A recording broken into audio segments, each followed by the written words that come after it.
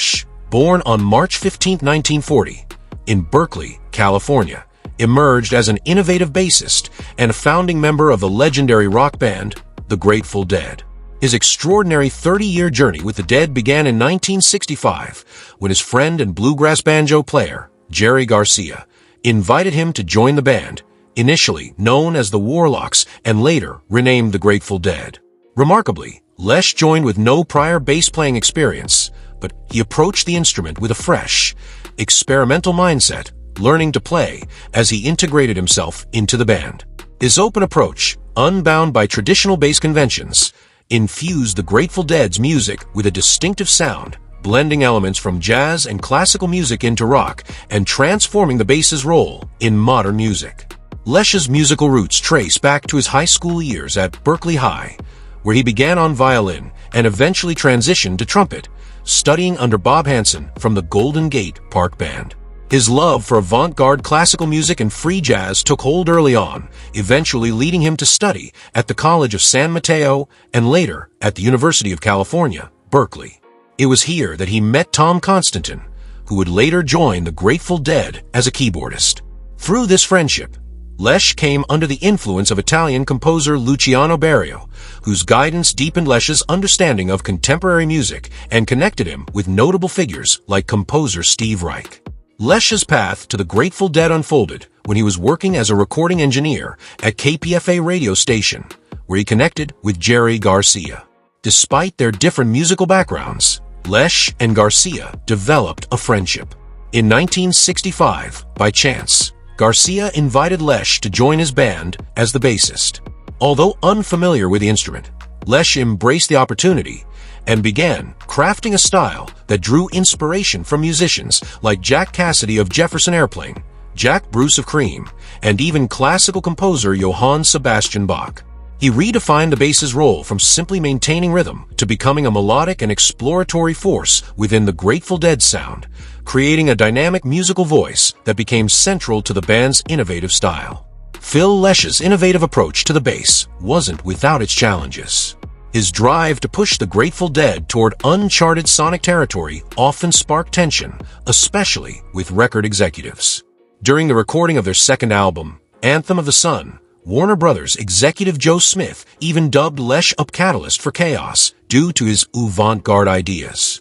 Despite this friction, Lesh's input was crucial to the Dead's groundbreaking sound, leaving a lasting imprint on tracks like Box of Rain, a song he co-wrote, as well as through his high harmony vocals in the band's early years. Although he later scaled back his vocal contributions due to strain, he eventually resumed singing, choosing songs that fit his natural vocal range. Lesh also expanded the band's musical horizons by introducing them to the experimental jazz of John Coltrane and the complex compositions of Charles Ives, which deeply influenced the Dead's improvisational style in live performances. His explorations in avant-garde jazz and classical music dovetailed with his collaboration with sound engineer Owsley Bear Stanley, leading to the creation of the famous Wall of Sound speaker system. This massive 40-foot setup, featuring more than 600 speakers, was used during the Dead's 1974 tour and created an intense, immersive audio experience. Lesh described it as akin to piloting a flying saucer or riding your own sound wave, capturing the sensation of being enveloped in sound. After the Grateful Dead disbanded in 1995, following Jerry Garcia's passing, Lesh remained dedicated to carrying forward the music and legacy they had built. He launched several new musical endeavors, notably forming Phil Lesh and Friends, a project that honored the Dead's repertoire while incorporating fresh influences, including covers from modern artists like Mumford & Sons and the Zac Brown Band. In 2009, he co-founded the band further with former bandmate Bob Weir, reviving the Grateful Dead's spirit and sound for a new generation until the group's final performances in 2014. After that, Lesh scaled back his touring schedule, choosing to perform more selectively but continuing to share his enduring passion for music. In 2012, Phil Lesh established Terrapin Crossroads in San Rafael, California, as a unique music venue centered around community and shared appreciation for live music. Designed to bring together Grateful Dead fans, seasoned listeners, and newcomers, Terrapin Crossroads quickly became a hub for music lovers. Lesh frequently performed at the venue, often with Phil Lesh and friends or with the Terrapin Family Band, which included his sons, Graham and Brian, carrying on his legacy through family. Though Terrapin Crossroads closed in 2021, its impact on the local music scene remained a lasting testament to Lesh's dedication to community and music. Lesh's personal life reflected both resilience and commitment to advocacy. After receiving a liver transplant in 1998 due to hepatitis C, he became a passionate advocate for organ donation, regularly urging concertgoers to consider registering as donors. His health challenges persisted over the years, including battles with prostate and bladder cancer, as well as a back surgery that temporarily sidelined him from performing. Nevertheless, he continued to use his platform to raise awareness for health issues, sharing his journey with fans and encouraging support for health causes and community care. Additionally, Phil and his wife, Jill, manage the Unbroken Chain Foundation, a charity that fosters community support within the Grateful Dead fanbase. The Lesh family, including sons Graham and Brian, frequently perform together, especially for annual benefit concerts through Philharmonia, a tradition they began in 1997.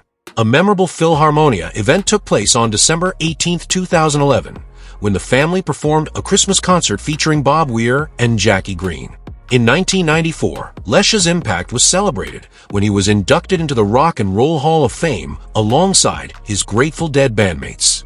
His musical legacy was further acknowledged in 2020 when Rolling Stone magazine named him the 11th greatest bass player of all time.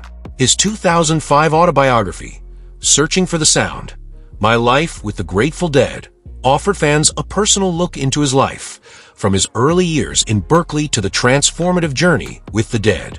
Phil Lesh's influence extended deeply into philanthropy.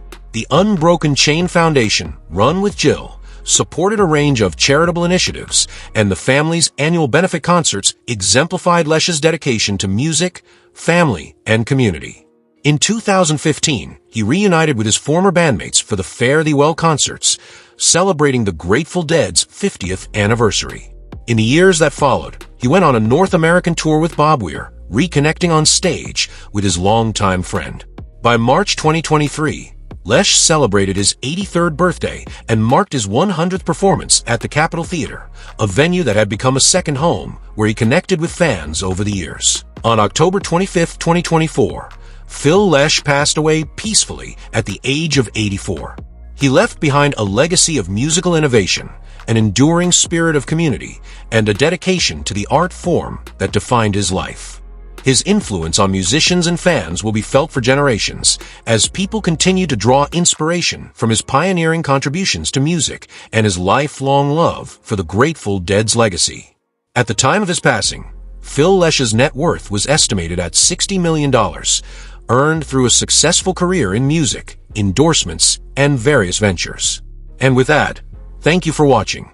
Don't forget to give us a thumbs up, share this video with friends, and hit that subscribe button for more content like this.